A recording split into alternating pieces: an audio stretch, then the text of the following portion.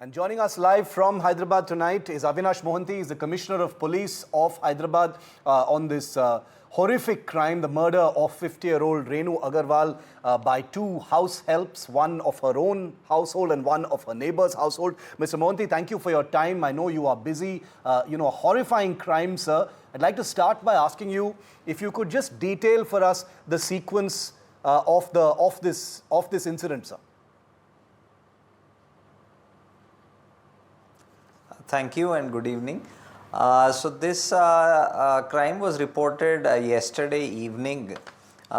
So basically, a person, the complainant Rakesh Kumar Agarwal, who stays in Kukatpalli PS limits, when he came back home around 6:30, so he found his wife lying on the floor lifeless. With blood over the place.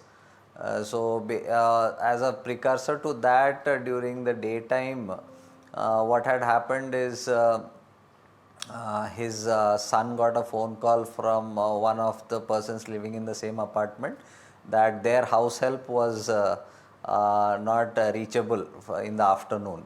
And since he was a friend of the house help working in their house, so whether they had any knowledge about the whereabouts of the person. So when they called the house help, his number was switched off, and when they called, the boy called his mother, the son called his mother, he found her phone also to be not being responded to.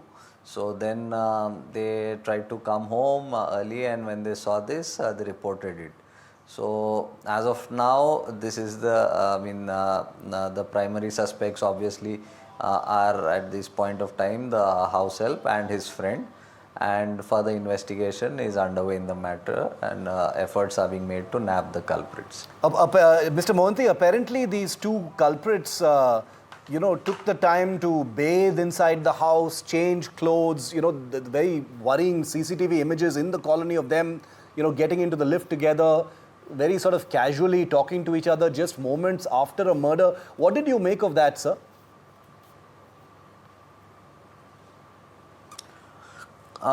Basically, this house help who they had employed in their house had just been brought in a few days back, not very long back, maybe a week or 10 days back. And he was staying in the same apartment as the complainant. He was residing along with them. So he had access to the house at all points of time. And since it is a typical gated community, apartment which has all security features like cameras and security guards, so this person was caught on camera immediately after the offense was committed, and also when he was leaving with his friend. So for the security system in place, there was no threat because this person was already residing in the house with them. So he took a lot of advantage of that. And of course, since cameras are there in every part of the community, so his movements were captured. Do we know where they are? I know you cannot, speak specifics about the investigation because it's ongoing. But how long do you see this investigation carrying on before they are nabbed, sir? We've read some reports that they have fled from Hyderabad, maybe heading towards Jharkhand, where they are from. Anything you can share with us about that? I can tell you that we have multiple teams working on the case right now, and all leads that are available to us at this point of time are being followed up, and all possible efforts are being made to nab the accused at the earliest. Robbery was the only motive, sir? Is that what you're seeing right now? Because some items have been looted from the house, including gold and cash, etc. Presently, that is the only logical motive available to us now, since some valuables are missing from the house. But after we nab the accused, we would be able to find out in full detail as to what has happened. Apparently, it was an agency that provided this particular house help to the Agarwal family. I'm guessing based in Kolkata, according to some reports. Can you tell us about that track, sir? Was this man not, verified? Did he have any antecedents? Anything you can throw light on that aspect, sir?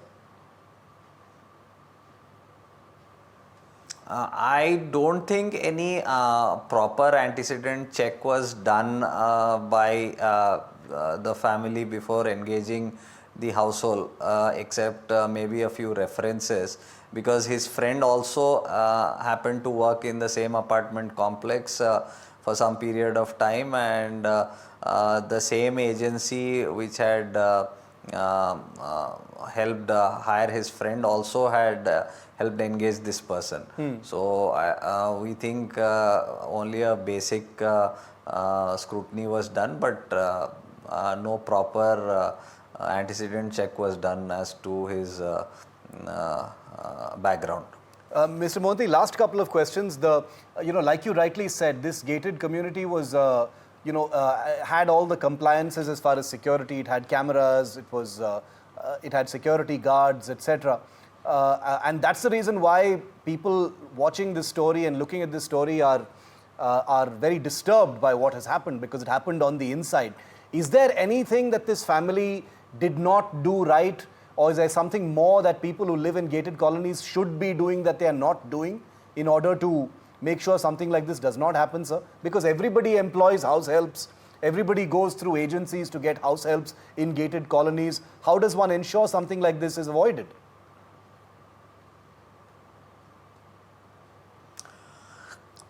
One thing, of course, is to, as we discussed earlier, to have a proper antecedent verification done before engaging somebody. This is now available also through a lot of private vendors who are in this field. But that, if the person doesn't have a history of a criminal record, then that wouldn't show up anything suspicious. So it's very difficult, and as human beings, as we all have to trust somebody at some point of time to get going on our daily routines. But as much precaution, probably a layer of additional cameras inside in the common areas of the house would help in a little more of deterrence. And also, if you are not really sure of the house help's antecedents, not allowing him to stay in the house with you would probably help. But all that being said, one can not prevent everything in spite of taking all the precautions, if even somebody you trust does something like that. Well, I hope the two killers are apprehended very soon and brought to justice. Thank you very much, Avinash Mohanty, for speaking tonight to NDTV. Thank you, sir.